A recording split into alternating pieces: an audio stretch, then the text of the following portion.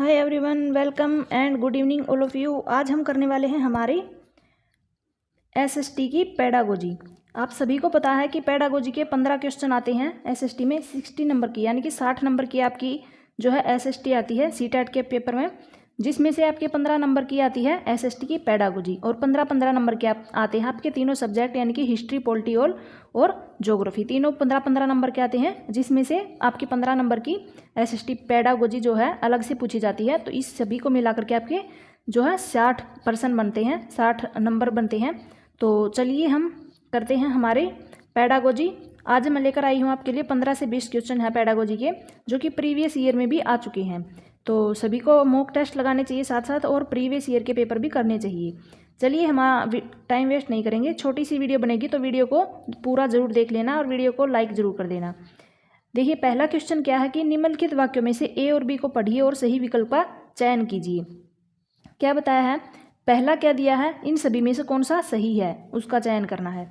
Gender परिप्रेक्ष्य में, यानी कि पाठ्यचर्या में जेंडर परिप्रेक्ष्य को शामिल करना महिलाओं के संदर्भ में और प्रतिनिधित्व में बढ़ोतरी मात्र से है। क्या बताया है, एक तो मात्र या केवल कहीं पर भी आ जाए ना, ये नेगेटिव है, इसको वहीं पर काट देना कि केवल बढ़ोतरी के लिए इसको शामिल किया गया है, तो ये हमारा गलत हो जाएगा। अगला है हमारा, पाठ्यचर्या में जेंडर परिप्रेक्ष्य को शामिल करने के लिए मुद्दों की चर्चा में स्त्री परिप्रेक्ष्य को ध्यान में रखने की आवश्यकता है, यानी कि ध्यान में रखना है, उनके मुद्दों के ऊपर चर्चा करनी है, उनके परिप्रेक्ष्य को ध्यान में रखना है, महिलाओं के, स्त्रियों के, इसलिए इसको पाठ्यचर्या में शामिल किया गया है जेंडर को। तो ये हमारा सही हो जाएगा सेकंड। और पहला जो है यहाँ पर केवल कहीं पर भी दिख जाए या फिर बढ़ोतरी मात्र है, जहाँ पर ये मात्रा दी गई है ना, ये आपका कट जाएगा, तो केवल बी आपका सही आंसर होगा। अगला हमारा होगा शिक्षा का अधिकार अधिनियम 2009 के अंतर्गत मूल्यांकन एवं आकलन गतिविधियों के सूत्रकरण में एक सामाजिक विज्ञान शिक्षक को निम्न में से किन पहलुओं को संज्ञान में लेना चाहिए, किन किन चीज़ों को संज्ञान में शामिल करना चाहिए 2009 के अंतर्गत।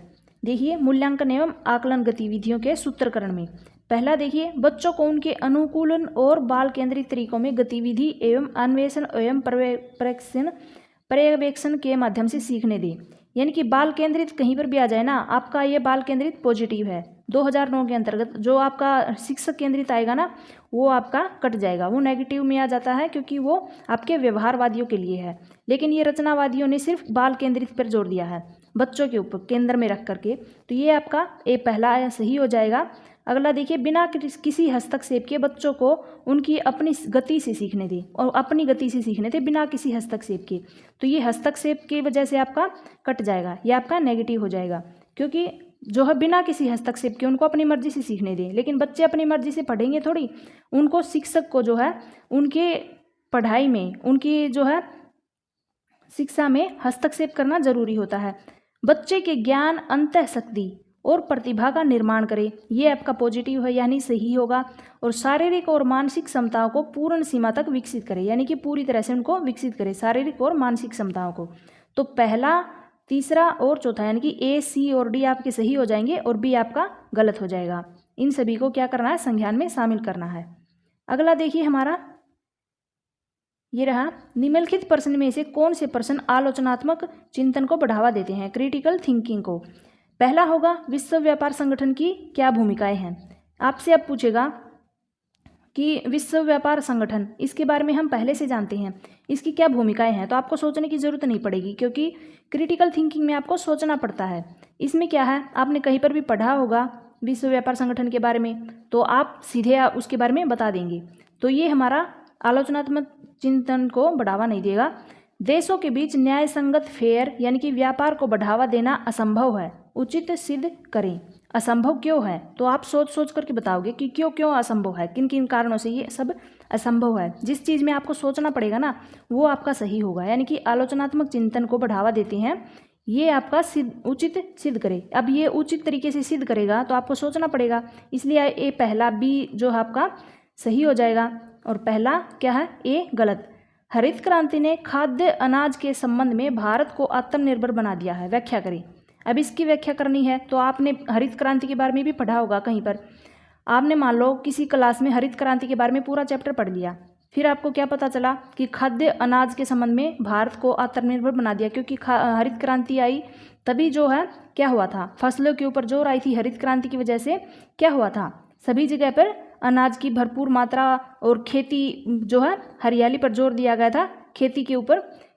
इस तरह से हम बता सकते हैं, क्योंकि हमने कहीं पर भी हरित क्रांति के बारे में पढ़ा है तो हम बता देंगे आसानी से कि हमारे भारत को आत्मनिर्भर बना दिया था हरित क्रांति ने इस कारण से।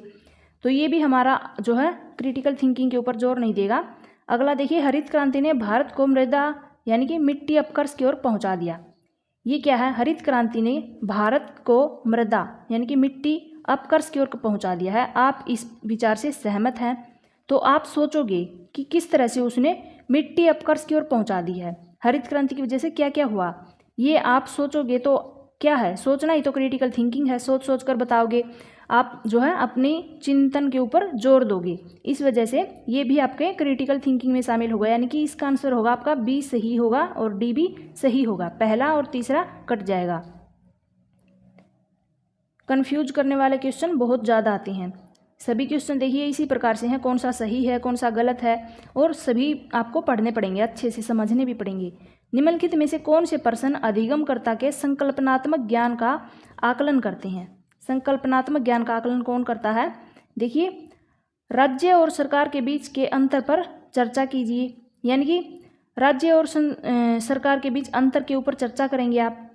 अगला देखिए, मौलिक अधिकार क्या है, मौलिक अधिकार क्या है इसके बारे में आप बताएंगे।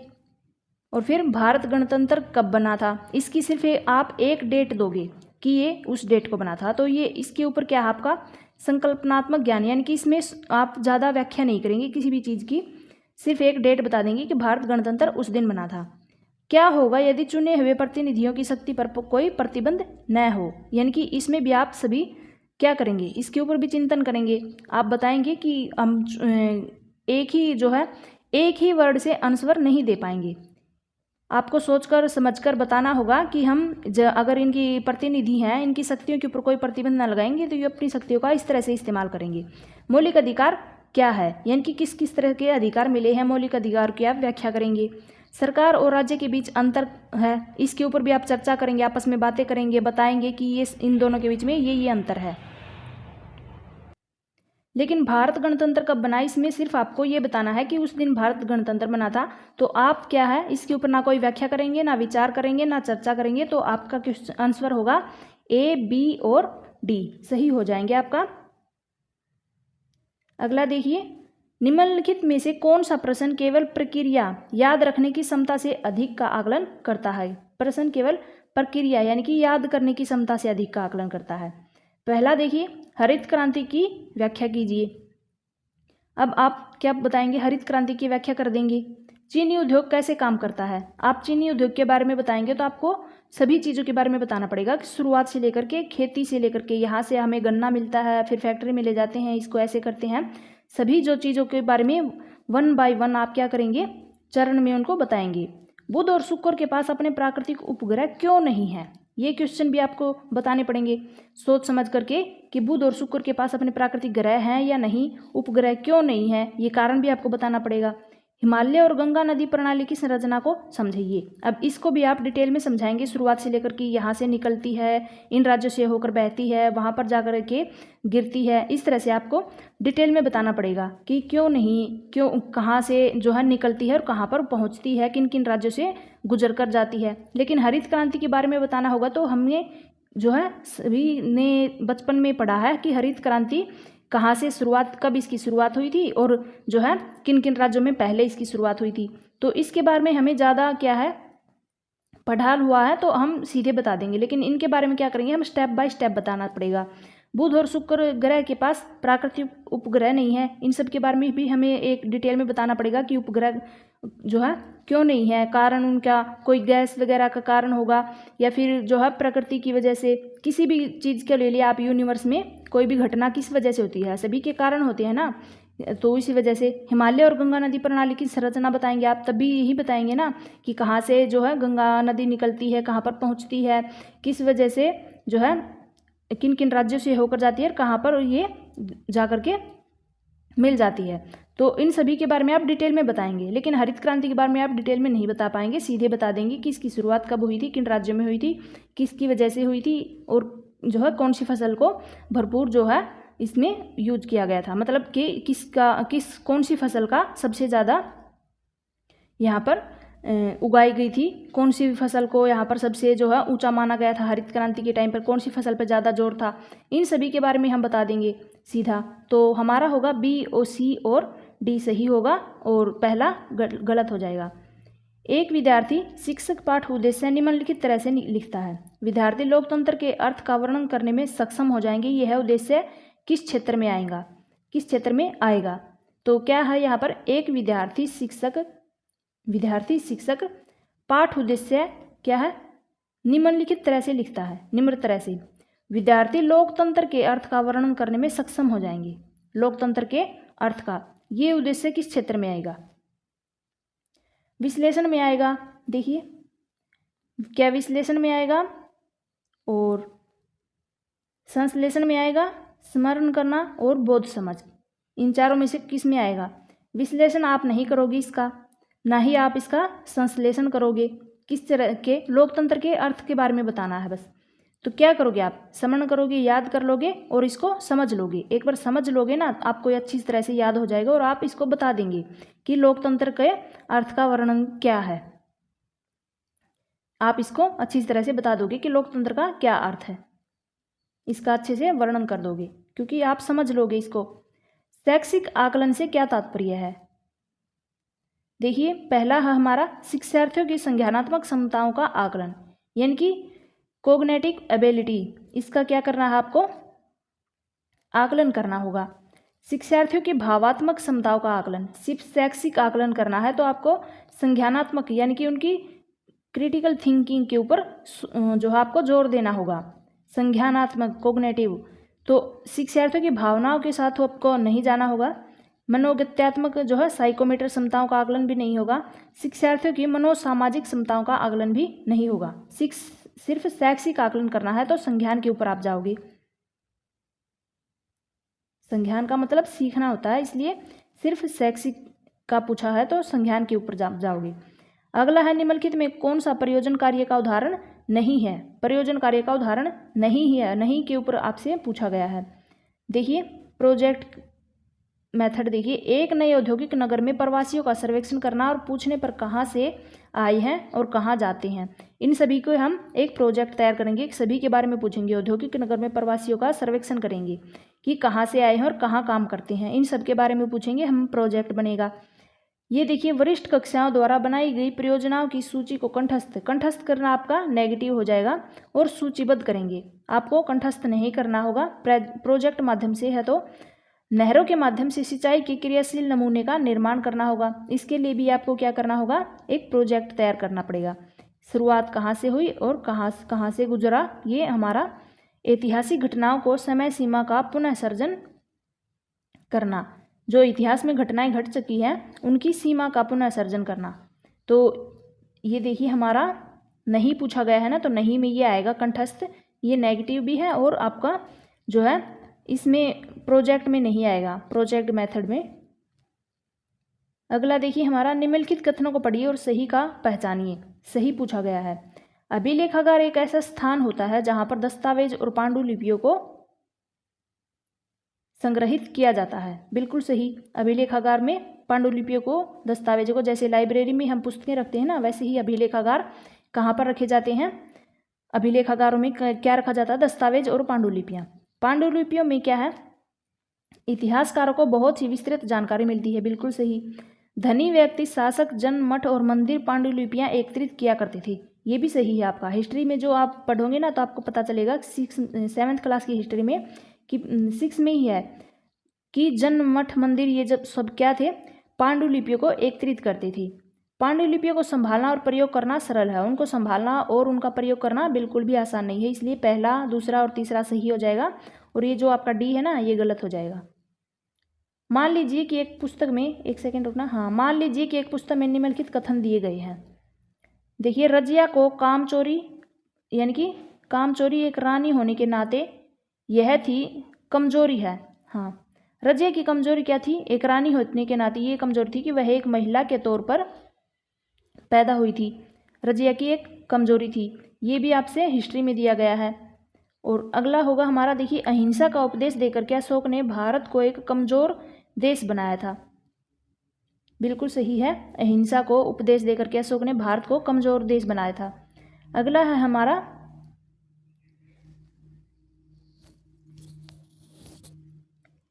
उपरोक्त कथन क्या दर्शाते हैं। यानी कि जो हमारा हम बताते हैं ना, अहिंसा का उपदेश देकर के अशोक ने एक कमज़ोर देश बना दिया था, और रजिया की कमज़ोरी क्या थी कि वह महिला थी, इसलिए महिला के तौर पर पैदा हुई थी। तो ये कथन क्या दर्शाते हैं? क्या ये रूढ़िबद्ध धारणाएं हैं? क्या ये हिंसा को बढ़ावा देती हैं, या फिर ये शांति को बढ़ावा देती हैं? शांति को तो बढ़ावा नहीं देंगी। केवल पुरुष ही शासन चला सकते हैं, ये भी नहीं हो सकता। लैंगिक रूढ़िबद्धता है, क्योंकि ये इनकी कमजोरी समझती थी कि ये महिला है, रानी जो है महिला के रूप में पैदा हुई थी, तो ये पहले की सोच है, रूढ़िबद्ध सोच। और अहिंसा का उपदेश देकर के अशोक ने भारत को एक कमज़ोर देश बना दिया था। इसमें से क्या है, हिंसा को बढ़ावा भी मिलता है अहिंसा का उपदेश देकर के। तो पहला और दूसरा सही होगा, बाकी जो है थर्ड, शांति को बढ़ावा और पुरुष शासन चला सकते हैं, ये कट जाएंगे आपके। अगला देखिए, एक सामाजिक विज्ञान की शिक्षिका के लिए अपनी योग्यताओं और कौशल में वृद्धि करने के लिए निम्नलिखित में से कौन सा उपयोगी है। सामाजिक विज्ञान की शिक्षिका है जो, वो अपनी योग्यता और कौशल में वृद्धि करना चाहती है, तो उसके लिए कौन सा उपयोगी होगा। एक विशेष ढंग से पढ़ाने पर टिके रहना, एक ही तरीके से पढ़ाने के ऊपर टिके रहना, ये गलत हो जाएगा। सामुदायिक संसाधनों का उपयोग करना, बिल्कुल सही होगा। फिल्म और वृत्तचित्रों को दिखाना, ये भी बिल्कुल सही होगा। सहकर्मियों के साथ औपचारिकता और अनौपचारिकता रूप से चर्चा करना, यानी सहकर्मी यानी सहपाठी या फिर ग्रुप लर्निंग, ये सभी आपके पॉजिटिव है। तो पहला आपका कट जाएगा और सेकंड, थर्ड और फोर्थ आपका सही हो जाएंगे। अगला देखिए, आर्थिक सिद्धांतों और कानूनों को प्रतिपादित करने के लिए भूगोल के विभिन्न क्षेत्रों में एकत्रित किए गए आंकड़े यानी कि डेटा का विश्लेषण और व्याख्या की जाती है। किस विधि से की जाती है? आर्थिक सिद्धांत और कानूनों को प्रतिपादित करने के लिए भूगोल के विभिन्न क्षेत्रों में, तो क्या करेंगे आप, आगमनात्मक विधि के तहत इसका जो है इंडक्टिव मेथड। किसी समस्या का समाधान नहीं कर रहे हैं, प्रयोगशाला का भी उपयोग नहीं करेंगे, और परियोजना भी यानी कि पहले से योजना नहीं बनाएंगे। आपको क्या करना है, आर्थिक सिद्धांत और कानूनों का प्रतिपादन करने के लिए भूगोल के विभिन्न छात्रों में दिए गए आंकड़ों का एकत्रित करके उनका व्याख्या करनी है बस। तो ये होगा आपका आगमनात्मक विधि। आलोचनात्मक चिंतन के बारे में निम्न कथन दिए गए हैं। पूर्वाग्रह है और निराधार कथनों का पता लगाने में सक्षम है। क्या है? पहला पूर्वाग्रह यानी कि पहले की सोच, और निराधार कथनों का पता लगाने में सक्षम है कौन? आलोचनात्मक चिंतन। सीमित सोच और दूसरों के विचारों को खारिज करने वाले होते हैं। ये भी आपसे बताया गया है कि सीमित सोच को और दूसरों के विचारों को खारिज करने के लिए होते हैं। क्या? आलोचनात्मक चिंतन। इनमें से कौन सा उचित है, ये पूछा गया आपसे।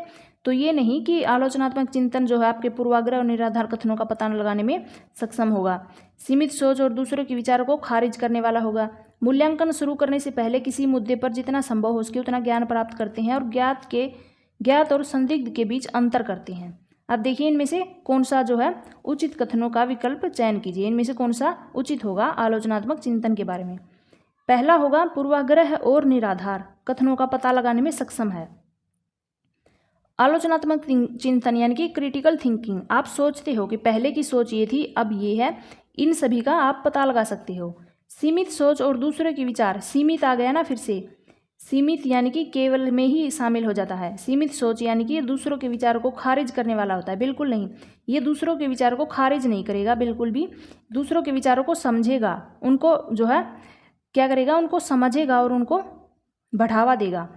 मूल्यांकन शुरू करने से पहले किसी भी मुद्दे पर जितना संभव हो उतना ज्ञान प्राप्त करेगा। क्रिटिकल थिंकिंग में आप कोई भी मूल्यांकन करोगे सबसे पहले किसी मुद्दे पर, तो क्या करोगे, उसकी पूरी डिटेल जो है शुरुआत से आखिर तक पूरी डिटेल प्राप्त कर लेंगे आप।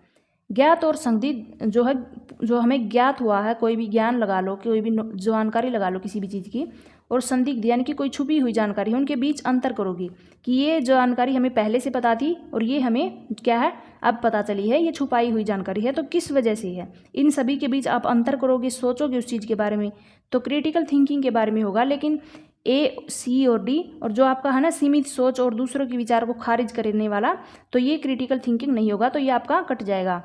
तो आपका ए, सी और डी सही हो जाएगा। भारत के मौसमों की चर्चा करने हेतु एक शिक्षिका एक पाठ योजना बना रही है। मौसम की चर्चा कर रही है वह अपने द्वारा पढ़ाए गए संप्रत्य के साथ जोड़ना चाहती है। उसने इससे पहले निम्नलिखित संप्रत्यों में से कौन सा संप्रत्य पढ़ाया हुआ है, यानी कि सबसे पहले किस चीज़ को उन्होंने पढ़ाया होगा अगर वो मौसम के बारे में चर्चा करेगी। देखिए, लीप वर्ष के बारे में वो क्यों पढ़ाएगी, इससे मौसम का कोई लेना देना ही नहीं है। परिक्रमण आएगा आपका, किस लिए आएगा, अब देखिए आप मौसम के बारे में किस वजह से पता चलता है हमें, परिक्रमण के बारे में से मौसमी घटनाएं होती है। घूर्णन क्यों नहीं आएगा, घूर्णन की वजह से दिन रात में अंतर होता है, लेकिन मौसम की वजह से, घूर्णन की वजह से मौसम परिवर्तन बिल्कुल नहीं होते, इसलिए हमारा परिक्रमण आएगा। क्योंकि परिक्रमण की वजह से ही सूर्य के चारों ओर परिक्रमा करती है, इस वजह से पृथ्वी, इसी वजह से हमारे मौसम जो है संबंधित घटनाएं होती हैं। घूर्णन करती है, अपनी एक जगह पर घूमती रहती है पृथ्वी, इस वजह से दिन और रात में अंतर आता है, इसमें मौसमी घटनाओं का कोई लेना देना नहीं होता। अगला देखिए, एक शिक्षिका अपने विद्यार्थियों को एक नए कानून के संबंध में चेतना पैदा करने की आवश्यकता पर एक नियत कार्य देने के लिए कहती है। वह विद्यार्थियों को इसके बारे में दैनिक समाचार पत्र लिखने के लिए कहती है। अपने विद्यार्थियों को एक नए कानून के संबंध में चेतना पैदा करने की आवश्यकता पर एक नियत कार्य करने के लिए कहती है। तो वो क्या क्या कहेगी कि वो दैनिक समाचार पत्र लिखने के लिए कहेगी कि आप दैनिक समाचार पत्र लिखिए। कानून के संबंध में चेतना पैदा करनी है ना उनके बीच में। विद्यार्थियों को सहपाठियों के साथ इससे संबंधित एक प्रयोजन पर काम करने के लिए कहेगी। क्या कहेगी, सहपाठियों के साथ मिलकर के ग्रुप लर्निंग करेगी और करवाएगी, और संबंधित जो कार्य दिया गया है ना कानून के संबंध में चेतना, संबंधित एक प्रयोजन पर काम करे, यानी कि ग्रुप में मिलकर के काम करे। विद्यार्थियों को प्रावधानों को सीखने और परीक्षा में भाग लेने, सिर्फ परीक्षा के लिए जो है बच्चों को पढ़ाना ठीक नहीं है, इसलिए ये कट जाएगा, परीक्षा में भाग लेने के लिए कहेगी, तो ये गलत हो जाएगा आपका। आप किसी भी कानून के लिए बच्चों में जो है किसी भी कोई भी काम देते हो आप बच्चे को, तो क्या करते हैं, दैनिक जो है उसके बारे में, दैनिक दिनचर्या के बारे में आप पढ़ाओगे कि इस चीज़ को हम डेली किस तरह से इस्तेमाल करते हैं। कोई भी कानून है उसके बारे में बताना है तो भी आप दैनिक समाचार पत्र लिखोगे कानूनों के बारे में, और अपने सहपाठियों के साथ इसके बारे में बातें करोगे, सहपाठियों के साथ मिलकर के ग्रुप स्टडी करोगे। ग्रुप जो है आप आपस में एक दूसरे के विचार सुनोगे, अपने विचार उनके सामने रखोगे, इस तरह से। अगला होगा हमारा, सामाजिक विज्ञान के शिक्षण के दौरान निम्नलिखित पर शिक्षक द्वारा विचार किया जाता है। किस वजह से सामाजिक विज्ञान के शिक्षण के दौरान और निम्नलिखित में से किस पर विचार किया जाता है, शिक्षक द्वारा। संकल्पनाओं और सामाजिक राजनीतिक वास्तविकताओं का विश्लेषण करना, वास्तविकता को जानना, तो ये हमारा सही हो जाएगा, सामाजिक राजनीतिक वास्तविकता को विश्लेषण करना। प्रासंगिक स्थानीय विषय वस्तु को शिक्षण के अधिगम प्रक्रिया का हिस्सा होना चाहिए, बिल्कुल सही होगा, स्थानीय विषय वस्तु को हमारे शिक्षण में शामिल होना चाहिए। स्थानीय शिक्षण अधिगम संस्थानों पर आधारित गतिविधियों का संपादन करना चाहिए, यानी कि सभी गतिविधियों और संसाधनों को इसके अंदर शिक्षण में शामिल करना होगा। समाज के अंदर सभी चीज़ों को शामिल करना होता है। हमें बच्चों को पढ़ाने के लिए हमें आसपास क्या करना पड़ता है, सभी चीज़ों को अपने चारों तरफ देख करके ध्यान में रख के उसको अपने शिक्षण में शामिल करना है। अगला देखिए हमारा, सामाजिक विज्ञान के शिक्षण के दौरान विद्यार्थियों को अधिक प्रभावी अवसर प्रदान किए जा सकते हैं। क्या बताया है, सामाजिक विज्ञान के शिक्षण के दौरान विद्यार्थियों को अधिक प्रभावी अवसर प्रदान किए जा सकते हैं, किस तरह से,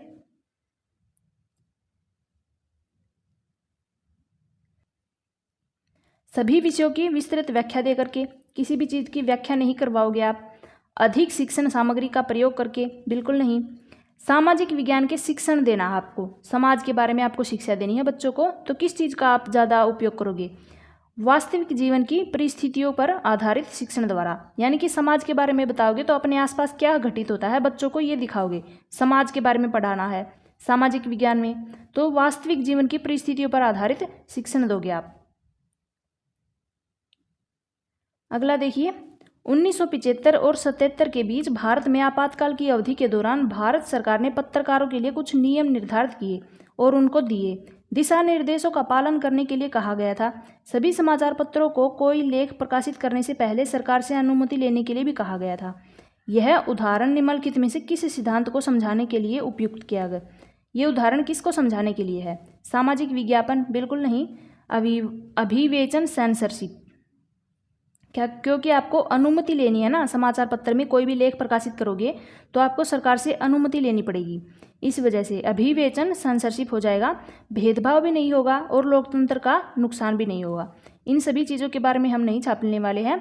सामाजिक विज्ञापन भी नहीं होगा, भेदभाव भी नहीं करेंगे और लोकतंत्र का नुकसान भी नहीं करेंगे।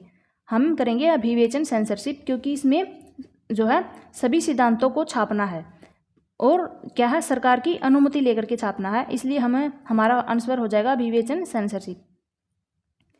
भूगोल की एक शिक्षिका है, अपने विद्यार्थियों को एक उद्योग स्थापित करने के लिए अवस्थिति के कारकों की गहराई से छानबीन करवाना चाहती है।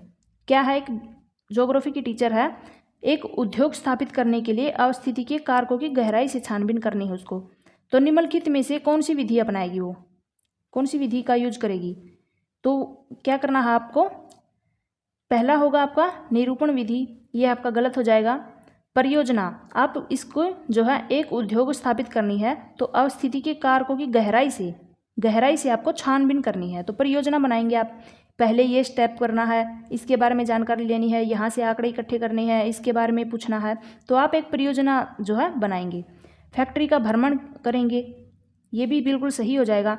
किसी भी चीज़ की आपको छानबीन करनी है तो वहाँ जाओगे ना, पूछोगे, पूछताछ करोगे, फैक्ट्री का भ्रमण करोगे वहाँ पर, फिर आप परियोजना तैयार करोगे। कुछ अध्ययन वर्तों यानी कि केस स्टडी पर चर्चा करोगे, ये भी नहीं होगा आपका। सेकंड और थर्ड आपका ठीक हो जाएगा।